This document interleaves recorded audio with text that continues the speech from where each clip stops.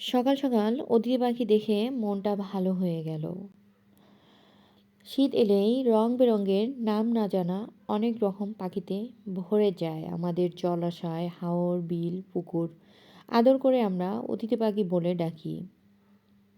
বুনো হাঁস, হাড়গিলা, বক, সারস, কোকিল ইত্যাদি। আমাদের দেশে ঝোপঝাড়, জঙ্গল, মাঠঘাট ও জলাশয়ে বিচরণ করে এরা। বিচিত্র তাদের বাচ্চা পালন, বাসা তৈরির কৌশল, ঝড় বৃষ্টি, তুষারপাত, প্রকৃতি প্রতিকূলতা থেকে বাঁচতে তারা পাড়ি জমায় হাজার হাজার মাইল দূরে। হিমালয়ের আশেপাশে কিছু অঞ্চলে পাখিরা ঝাঁকে ঝাঁকে চলে আসে কম ঠান্ডা অঞ্চলের দিকে। বসন্তর সময় মানে মার্চ ও এপ্রিলের দিকে শীত প্রধান অঞ্চলে বরফ গলতে শুরু করে, কিছু কিছু গাছপালা জন্মাতেও শুরু করে। ঠিক এরকম সময়ে অতিথি পাখিরা নিজ বাড়িতে ফিরে যায়। তো আপনারা কে কে এই শীতে অতিথি পাখি দেখেছেন জানাবেন।